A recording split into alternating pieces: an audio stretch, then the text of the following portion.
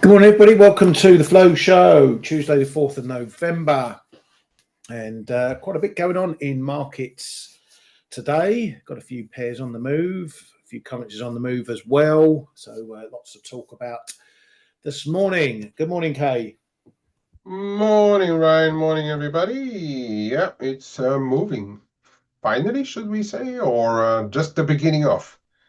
Yeah, well, let's see. Hopefully it's the beginning of the pickup in volatility because it hasn't been looking good recently. But yeah, we can always remain hopeful. Right, lots to talk about today, so let's get stuck in.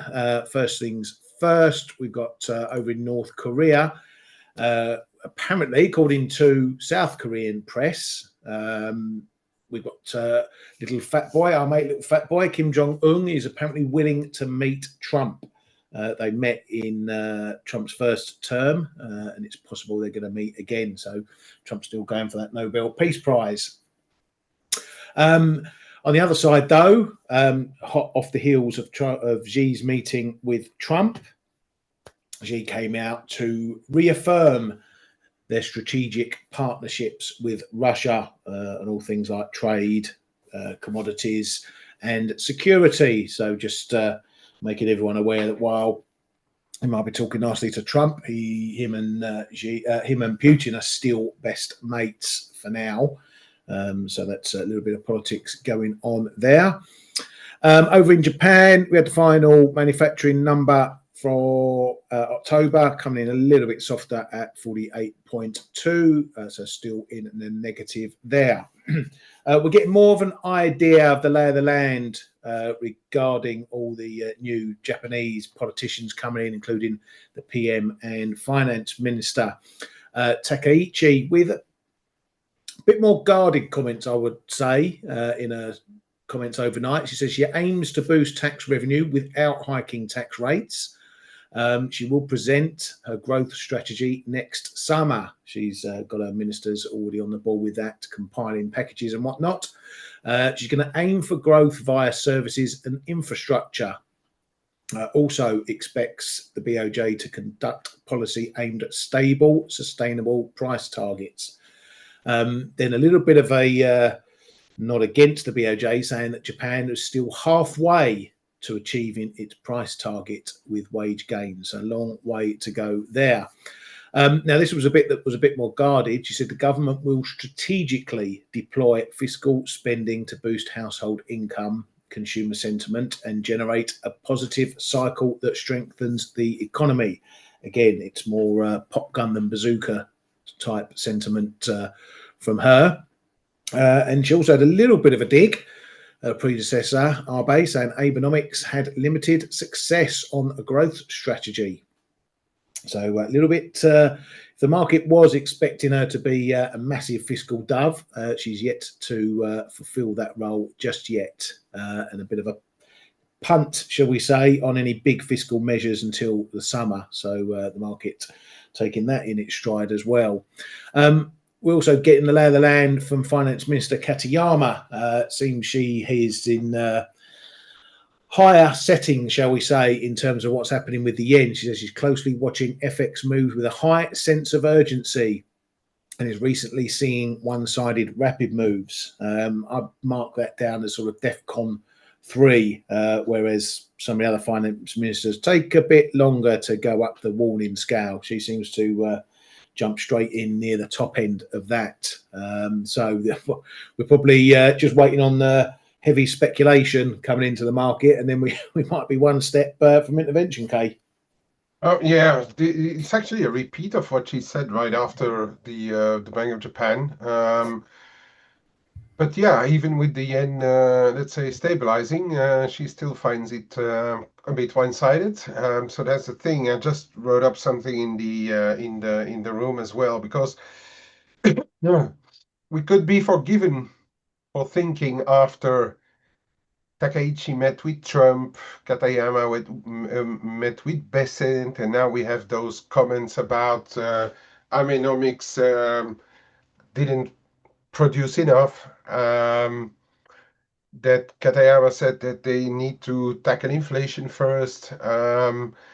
Market is yeah, people could be forgiven now in trying to think that those the two ladies together are going to make one Thatcher and organize and try to organize something in the end to strengthen the yen. Obviously, it will have the US's blessing, and with that growth strategy to be compiled for the next summer, indicating that she may not be in a hurry to spend. But again, I think we still it's a bit of a double-edged sword.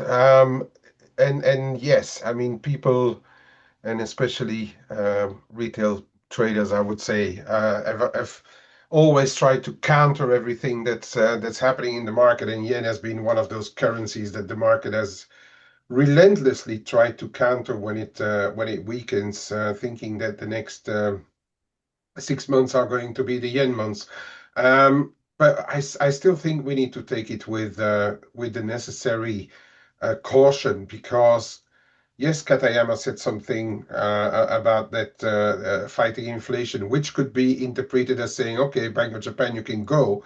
And as we've already been saying, and I've already been saying, I mean, I think really December is live for the Bank of Japan. But on the other hand, they already said as well that they are going to put measures in place, and that was right after Takaichi's election, measures in place to fight inflation and to boost households' income, right? And Takaichi said something pretty similar about boosting households' income. Putting growth strategies in place doesn't mean that they cannot compile any extra budget in the meantime. So, for everything that they're giving us and potentially make us think that the yen could strengthen, there is another consideration to have on the other side of the same coin. But I'm less outright bearish yen right now because of those comments, because we need a bit more clarity, because Katayama continues to warn the markets that she's probably going not to spend the whole book on intervention lines before actually stepping up. That's probably going to keep the market on its toes. So I'm getting a bit more neutral right now until I see a bit more clarity, because I also think that now the market again is jumping on this fact. Oh, see what Katayama and Takaichi said, but in the meantime we have seen a pretty big drop in the equity markets, bringing risk a bit lower. Pretty big, or big, I mean, setbacks in global yields, which are usually reducing the interest rate differentials with Japan. So all of that has pushed the yen a bit higher in combination with those comments. I still want to see what's coming out of the hat, or the budget that they will put forward, and yeah, supplementary budgets are never to be ruled out packages. Yeah, exactly. I mean, we've had the rub of this dollar yen particular through all of October. I mean, we said, a couple of weeks ago, expect to see some yen weakness. We got it. My timing is shot to crap so far this week. It's only Tuesday. My play of the day on the trade-off yesterday, which recorded yesterday, was to short dollar yen up towards those prior highs, 154. So I come in this morning, it's already been rumbled. I was going to look to short up to that 155, so that might be done and dusted now. But it doesn't matter. I'd rather have it the right way than have it the wrong way and be in a trade. But yeah, I'm in the same camp. I don't think we're potentially done with yen weakness. The market isn't going to buy yen hand over fist just because what might happen in the summer, or even sell yen hand over fist by what might happen in the summer. It's too far away. But yeah, I think we might go into a bit more of a neutral setting again until the next headline drops. I'm going to keep an eye on that as well. But yeah, the market, we knew before the election, the market saw Takaichi as a big fiscal dove, and she's not lived up to those expectations just yet. So that's at least stopped the yen from weakening too far. And as for Katayama, yeah, seems a bit scared of her own shadow if she's commenting when the yen's just broken a couple of pips higher than the prior highs. But yeah, we'll have to keep an eye on her as well. Right, anyway, moving on. I think Besant has a lot of influence on Katayama. Yeah, they seem to be keeping best of buddies. That was another thing Takaichi said, that they're going to have further meetings, plenty of meetings with Trump and co. So they're going to be in close contact with that, make sure they stay on the right side of that. So, yeah. Right, moving on. The RBA came out unchanged, and with a line that, from Bullock, that they didn't even discuss cuts. That's how undovish that meeting was. They raised their inflation forecasts quite high. They see their rate 3.6% going into the end of the year. Says the policy decision was unanimous. Bullocks saying that they may need less easing this cycle than in past rounds. There wasn't much of a confirmation pop in Aussie dollar. I think it went up 20, 25 pips or something when the RBA initially dropped. Where was it in there? Not even. Not even. Oh, sorry. Where am I? No, I think you're looking at that price spike also. It was just it was just the spread going extremely wide.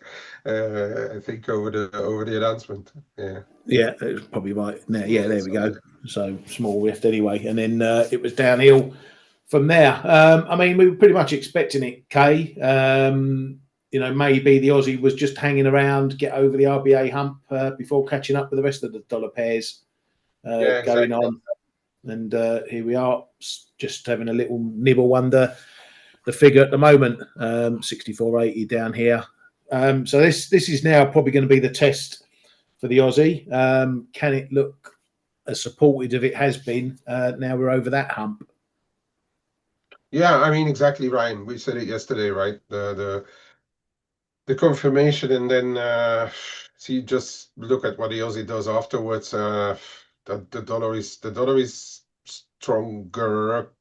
Yeah, stronger.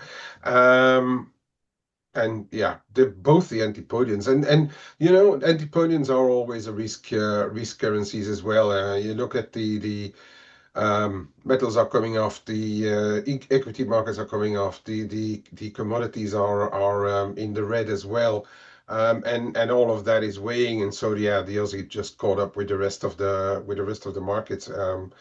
I'm still more worried about the Kiwi than the Aussie, to be honest, but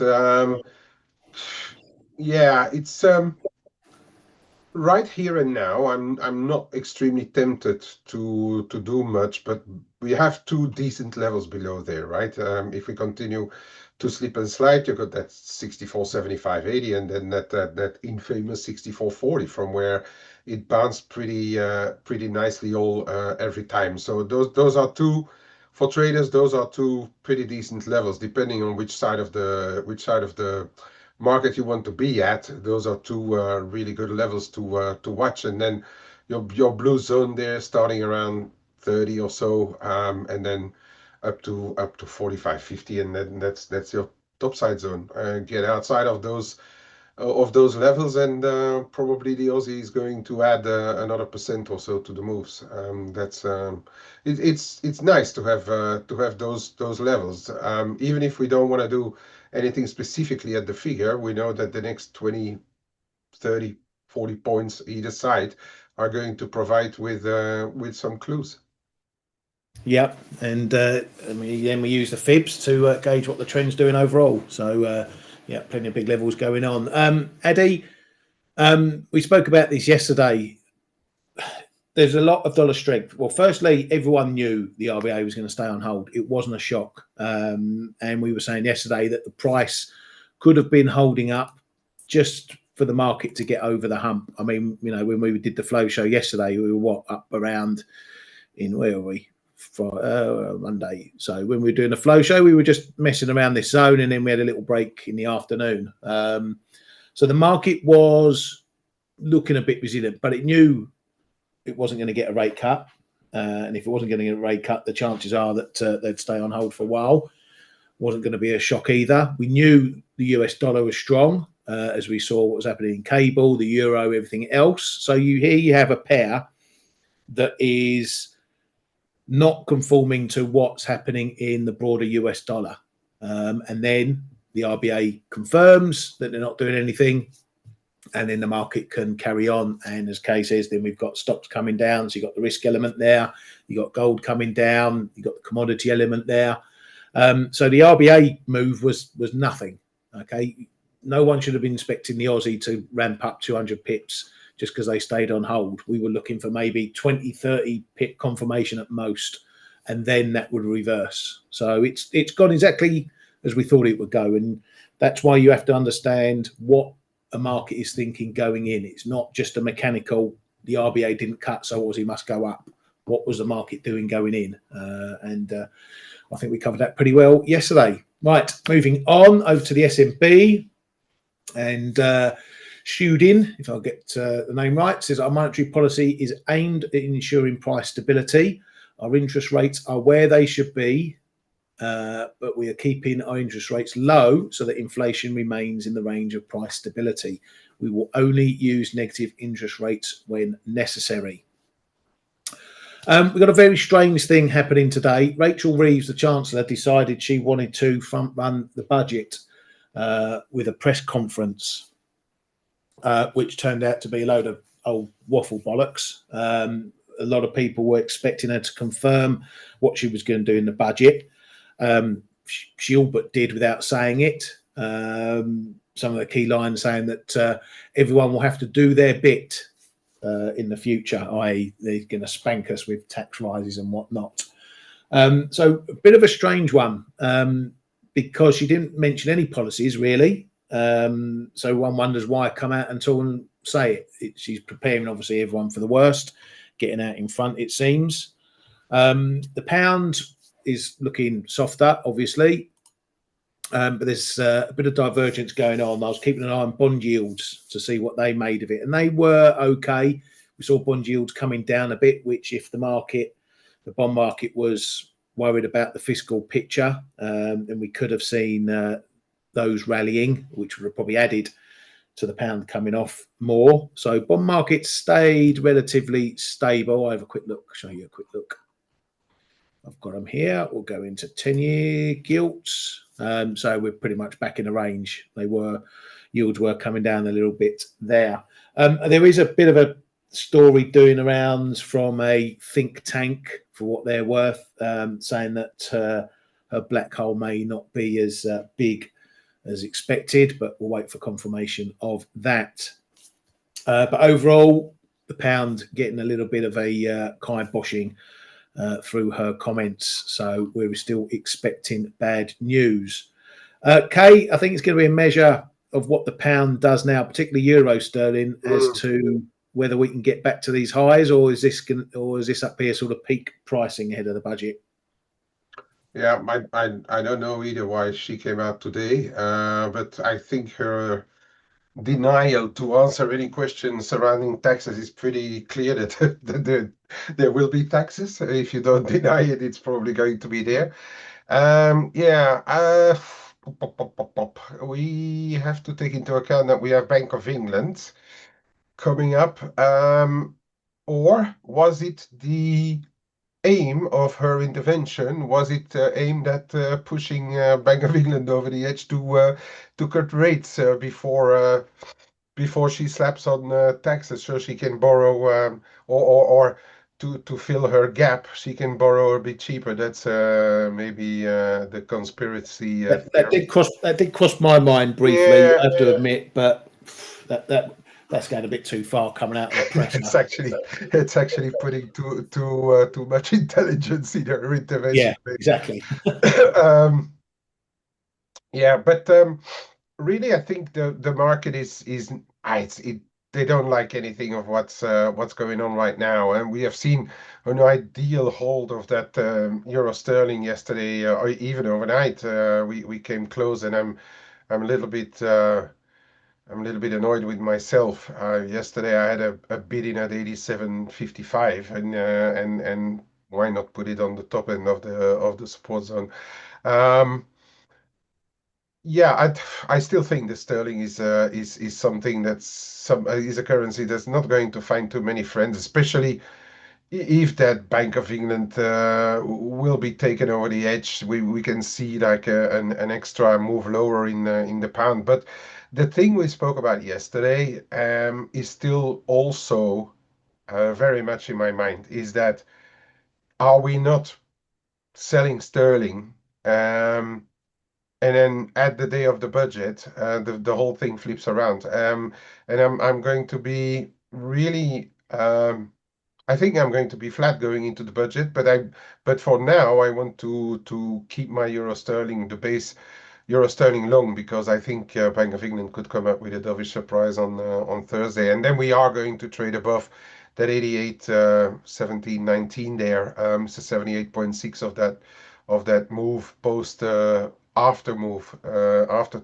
Truss and Kwarteng. That's right there at 88 17. If you stick a fib on that one, the 78.6 of that move is right there at 88. No, not that one. The from next there. one, because Yeah. the former one we don't we don't even know where the high is. No, exactly. Yeah. No, you take the second one, which is a more natural move, because we had a large move up, and then from there we started the big move down. Stick a fib on there, 78.6 comes in right where we topped out twice now in the euro sterling. That's really my level that I'm looking at. If that breaks, I think it's 89. And then I'm more than happy to let it go and wait for the budget. Yeah. Uh, yeah, because Yeah. it's going to be an RBA type of thing at the budget. Everything has been will probably been thrown out there. The market will have a really good idea about what she's going to come up with.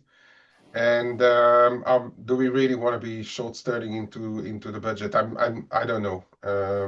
But for me, it's going to be a case of, I guess, being flat. But that's front running the events. But in the meantime, that's how I'm trading it. Yeah, no, exactly. Been saying it for a couple of weeks now. It could be a sell rumor by fact. If it isn't as bad, I'll probably trim down my position. I won't throw it all in unless something changes between now and then. I'll probably keep a little bit over. But yeah, once we're over that budget, I'll see what the reaction's like, and then I'll either cut out myself and see what happens. I don't think I'll turn short straight away, No, me neither. because if the news is bad, even if it's not as bad as expected, but still bad, that's still going to mean potential pressures on the economy moving Mm. forward. So Yeah, then and I we think that's out where and trade for the next 6 months or so. yeah, and I think that's where your stability in yields come from. The market is a bit undecided now whether it's going to weigh on growth, in which case yields are going to come down, or cost her an arm and or you and me an arm and a leg, and yields are going to pull higher because they have to fund a heap. So I think it's a bit, the market is in between those two chairs now on in the gilt market. I'm not going to read too much in the immediate moves of the gilt market right now. Yeah, that's cool. I'm just going to. Mike said a comment about euro dollar. I'm just going to jump on there because we are down testing the figure again. I've been looking at this, waiting for this level for a while. I missed by a point one of a pip yesterday on a long, and then I didn't. I took my orders out because I thought if we're coming back down here again, I'm not going to be so keen. So we did have a reasonable bounce. We had a little test again today. We've had a bounce. We're having another test now. Mike, you're asking, can we hold it? I don't know. This price action is looking very weak. You know, the bounces are very limited. We keep coming back to this 115. We've had a 2 pip break underneath it. I was happy to buy it yesterday. I'm not so keen to buy it today. It's a level, it's a level. It's one of my big ones. But yeah, I'm not so keen right now. I wouldn't be surprised if we saw a little bit of a flush through if we go now. So that's my thought. And have you got any thoughts on this level, Kay? Well, I bought it yesterday, and then I'm already out. I don't know what's going to happen to the dollar, to be honest. Are we going to push through? The thing is, though, the euro is still not the worst currency to against the dollar. Right? If you look at stuff like the Kiwi, much worse. If you look like cable, much worse. I it's choose your pair wisely. I really don't know whether it's going to hold below, break below, or just do another fakie as we have seen. I wouldn't be surprised the US walks in just because they love to do it. We're going for a run down under 115, taking it maybe even to one closer to 114 and a half. But I'm if I want to buy dollars, it's not going to be versus the euro right now. Yeah, and Joe, if I'm going to do it, I'm not going to do Dixie either, mate. The Dixie follows; it doesn't lead. Euro leads a Dixie, and everything else leads a Dixie. So yeah, sorry, mate, not going to look at that today. Right, moving on. Over in Germany, Germany's ZF, which I can't remember the long name. They shortened it to ZF, but they are in the tech industry. They plan to furlough a load of workers due to a shortage of chips, according to the union over there. Just for some context, they employ around 160,000 people globally, with around 55,000 in Germany. So they're not looking too good over there.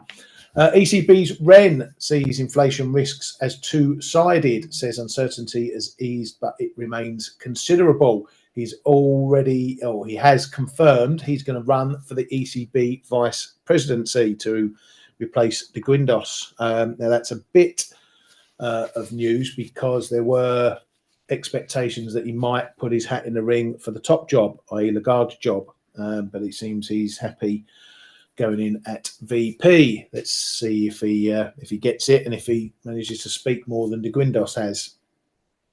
Right, coming over to a bit of data from yesterday. Where are we going? Up here. Canada manufacturing PMI came in at 49.6, so quite a decent improvement, but it's still staying below the expansion line. The final S&P Global US number improved to 52.5 from 52.2 flash, and better than the 52.0 in September. The ISM that came in a little bit mixed. We saw a softer number on the headline, 48.7. Prices came down to 58. We're expected to go up to 62.4, so a bit of price easing. But employment went up 7 small pips to 46, but still in negative territory. All those numbers still in contraction, but a bit of price pressure easing for the Fed anyway. Fed's Miran was out and about again, said we could get to neutral in a series of 50 basis point cuts, but the Fed does not need 75 pip cuts. Well, thanks for that clarification. He says the economy is not dysfunctional, despite him keep voting for 50s. He says he will not commit to another descent in December, says things could change. Fed's Goolsbeast says he's undecided for the next Fed meeting, says there's a higher threshold for rate cuts versus the last 2 Fed meetings. He feels uneasy with front-loading more cuts. Says he has been more worried about inflation rather than the jobs market risks, as rates will likely drop well below current levels. He's cautious about the layoffs data, of which we get that this week. Says that consumer spending is a key driver of economic momentum. And we know that it's only the top 20% that are keeping that going. So if retail sales go, we could be in for some fun and games. Fed's Daily says she supported the rate cut. It was appropriate. We need to keep policy modestly restrictive. She has an open mind on the December meeting. Says 50 basis points of cuts this year makes the Fed better positioned. Says there's more vulnerability now in the spending data given the softening of the labour market. So another one worried about consumer spending. Fed's Cook, I think her first appearance since a bust up with Trump, says every central bank meeting is live for monetary policy. A recent Fed interest rate cut was appropriate given the risks to the jobs market. It says the Fed's mandates are in tension right now, and they're attentive to risks on both sides. Stiffers over at the BOC says monetary policy is providing some stimulus, and they're prepared to adjust if the situation changes. Besant says that snap payments could be made this week. There's some sort of vote going on over there, Kay, that, if I read it right, could swing the balance in getting the shutdown fixed. I don't know if it's like local elections or whatever's going on over there. But I've seen a few pieces saying that maybe that could change things. Maybe some of our Yanks can let us know what's going on over there. Yeah, maybe it's better if they give us a clearer idea, because for me there's a lot of people talking, and the one is saying that it's possible, the other one is saying no, we're going to the wire. Trump remains completely mum. Besant says that there might be money, but then the market says there is no money. I mean, to pay that snap, I'm starting to get a bit lost in all those comments, and especially not seeing any comments that are really giving a clear indication of what is next. Because every positive comment is followed by another day of the shutdown going on. But yeah, you're right. I mean, there are voices popping up saying that some people may be ready, but then you've got those two big lines between the Republicans and the Democrats, and are the Democrats going to give in something? It's not yet a done thing to me. Yeah, because there's only like 6 or 7 votes, the difference between them in whatever this, I think it's the Senate, where they need to pass ending the shutdown. So it's not a wide margin if something happens in these elections, but yeah, we shall see. Right, what do we get? Yeah. Talking about elections, we have a new mayor in New York being elected today over in the US. Oh, was that today? Is it? I think so. Mamdani guy is front running. Is a front runner there. I don't know if it's going to impact markets also, but we do have a mayoral election in the US today. Yeah, I'm not sure if it's going to impact anything. We'll wait and see. I know all the Polymarket crew were getting up in arms about it last week. I had a little bum fight on Twitter over that. Everyone going, "Oh, Polymarkets are predicting." No, they don't fucking predict anything. But I'll save you from that rant anyway. Right, just looking, going over what data we are not getting. I thought we were getting JOLTS data, but no, that's BLS. As you can see there, so we're not getting that data. We won't be getting factory orders either, because I quite like this calendar now, because it tells you who's releasing what, because that's Census Bureau. So we're not getting that. We're not getting that. What else have we got coming up? We'll get the IBD Tip Optimism Index, a little one to keep an eye on. We will be getting Redbook. Well, we will be getting Redbook. I better check it. Yes, we'll be getting Redbook, because that's a private number. Redbook is a weekly retail sales number. I used to follow many moons ago. Then it lost any significance, but we're not getting anything else. So everyone will keep an eye on that one.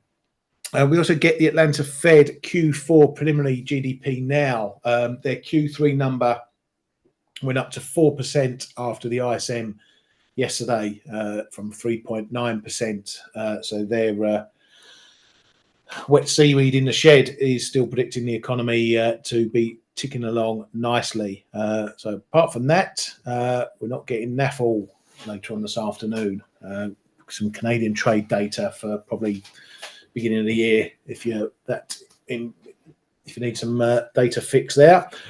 Right, so it's going to be headlines only pretty much for the rest of the week. We're also not getting the new ADP thing. Mr. Brown confirmed that they're only going to do this thing for the first 3 weeks of the month, and then they'll skip it into when they release their monthly number. So I thought we might be getting their Tuesday ADP thing. We're not, so it's just the ADP tomorrow that we get. Right, and that's that for that. Anything else, Kay? Yeah, we do have the Canadian. Carney presents the Canadian budget. for the first time, him. It says, and I've been looking it up quickly, Dimi. It says 4 p.m. I guess that's 4 p.m. local time in Canada.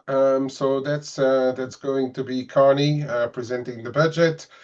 Let's see how the market reacts to it. I have no idea what really is going to be going on, but we know that Canada is a bit on the struggling side right now. But you never know. It could, and it should. A budget is always relatively important for a country. It should create a wobble or two, I guess, in the Canadian dollar when he will be presenting it. But it's quite very late in our day. I may just have a distant eye on it, but I will more be a follower of headlines than really anticipating much on it. Yeah, I'll probably give that a big fat pass. What do you say? 4 o'clock local times. That's what, 9 o'clock ours. Yeah, something like that. That's what it says here. Yeah, I might be doing the options around then. So it make a change. A country actually being able to pass a budget, given what's happening in Europe recently. But yeah, we'll see. We shall see. Right. So we know what's coming up later. Right. Where shall we go? Where shall we go? We already had a look at euro dollar, dollar yen. That's been interesting because we did get down to the break point. We've had a couple of little looks at this break point where we had these highs previously, quite significant highs. They held for quite a bit. So we've had the break. It's always important to see how we get on the test down there. We're just coming close to it and holding. So there's a bit of protection ahead of it. If we do put in a solid hold here, then there's a good chance that we'll at least go back up towards 154. But just keep an eye on this 85, 90 area. It's just where we had that price action in there, where it was support. Let's see if it holds. If we do get a rebound up there, that might tell us whether we're going to be heading back down, because that'll be a pretty tight range to play in between 80s and 25, 30s. But if we get back above there, then maybe we're going to push on to new highs, or at least go and challenge the old highs. So there's 3 levels really close by intraday to keep an eye on, up towards these highs again, this middle 80s area, and then this break point down here for that one. Ali, yes, I'm still in me Euro Swiss. We've got back into the zone. I want to see it start holding the bottom of this zone. Well, I prefer it if it just shot straight up, but in the likelihood of that not happening, I want to see if we get a bit of support back in this zone. This is just apart from these odd moves that we've had, this has just been a wide consolidation period that we've had going on for as part of a year, over a year now. So just want to see if we're back in this zone. I don't know where it goes from here. We could slowly keep grinding up. I'm not expecting this to rally up to 96 or 95s or anything like that. We could just go and mooch around the zone a bit. So I'm just going to sit in this one and stay there as long as possible while doing my slicing and dicing, and see where it goes to here. One pair that might be on the break finally, and that's dollar mex. It had a little breakout on Friday, came back into the zone on Monday, but we only came down to that 45 level, which is just a little bit of a sort of on-off level in there. Pretty significant bounce on this back out the zone. So we're obviously breaking the upside far more regularly than we're even going to test the downside. So it just tells you that you've got a bit of an uptrend, very shallow uptrend going on here. So the fact we've now made new highs above here, and we're testing up near this high, just shows you that this break might be the one that's a bit of a runner. I think if you get a dip that confirms at 1850, that'll be a signal. I might have a little nibble long if I see that price action, because it might mean we're busting out. But we're miles from doing anything major in this one. We've still got this whole trend to deal with yet, and the 38.2 of that isn't up until 1938. So there's plenty of levels in the way. This certainly doesn't mean the whole trend is changing around just from this breakout, but we've been sat pretty tight for a long time, so it's natural for a price maybe wanting to stretch its legs. Any news behind this one, Kate? No, I haven't seen anything. Just the stock equity markets coming off, and the risk probably. No, I haven't. I must say I haven't seen any headlines on out of Mexico to explain why we actually rallied back up to this level here right now. Maybe I missed something, but yeah, It's such a weird pair because it's gone through Feds, it's gone through everything, tariffs and all that crap, and it doesn't move. And then all of a sudden it moves when there's no news, and you think, well, yeah, what? exactly. Yeah, it's exactly that. Um, could it be something to do with the Chinese saying "Don't cross the red lines" to Trump about whatever things are maybe not done, so it might not be a smooth one or so. I really don't know because the big it seems like China is now turning really their skirts rather to Holland, over to Holland, the next period thing, right? I no, I haven't. I must say I haven't seen anything regarding Mexico. Maybe we missed something, but I haven't seen anything. Yeah, no worries. Okay, I'm going to pump it over to you. Yeah. Right. I've been putting up that sterling Aussie, Michael. I know we could do it in the room, but it's always. I guess you're thinking as well that it's easier to look at it visually on a bigger screen. Yeah, you're talking about this potentially forming a bear flag, right? I think the major thing that happened here in the sterling is that finally we started to move lower. That still tells us that sterling is weak and Aussie maybe not as weak as other currencies may be. On the more medium term, I think we've broken about this level here, which was also a horizontal level around 2 or 2.5, and it's looking a bit fragile. But then, and be careful because this is a daily, right? Um, Bear flag, yes, and it could continue to stretch down, but then look at the zone we are about to enter. This is also right here, around those lows that we saw is also a 38.2 of this move all the way from early 2023, which is also past truth and quarting move up. We are coming into the 38.2, so I'm going to say yes, this is still bearish, but in the next 2%, if we see this move, I would start to be a bit careful perhaps. It may just come down to here and then start to bounce. Yes, it's still quite a move, okay? But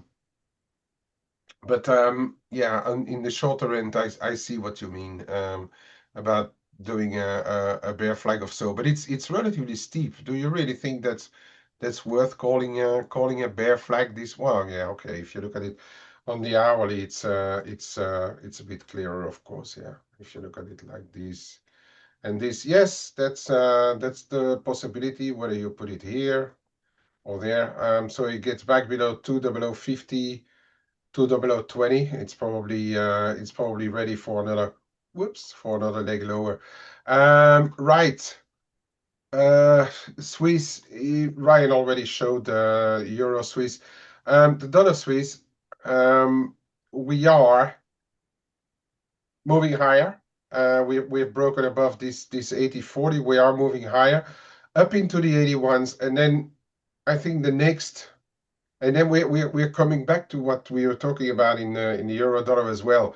Break of 115, yes, and then maybe do an extension, yes, and so obviously euro Swiss. If you look at dollar Swiss, if you look at the euro Swiss, being relatively stable around 93, the figure right now is going to be an inverted euro dollar, right? So yeah, we could push through 81 and then have a run up to 81 and a half-ish. But there I would start to really be a bit cautious if we get that run, okay? On the other hand, if we start to break back below 80 and a half, 80, 40, the party may be over again, okay? So yeah, we could do the extension, but I'm not going to pronounce myself on the next really big move. A bit of a resistance around 81 there, in the middle of that zone we are in at and trying to get above. There's something interesting happening still on gold. We can't get out of this wedge despite other metals. And last time this happened in the metals, a bigger setback that we saw in the metals, actually the start of this move was a move in palladium where palladium dropped 4 or 5% relatively quickly. And we had a similar kind of move this morning, but then gold didn't really follow through. Gold is really in this wedge, which, and I keep on repeating myself, it seems still that gold has this thing about it, which is still a hedge against everything that can go wrong. Okay, it didn't move higher on the back of lower equities either, but we are still very close to 4K. This is not ready to give it up, you know. I wouldn't be surprised if we continue to do that. The next move will be one that goes up again. Just I don't have the position, but I'm starting to think that if it really can't break below there, this 39.60 or so, where's the next move, you know? And yeah, silver still above 47.5. Tried it again this morning.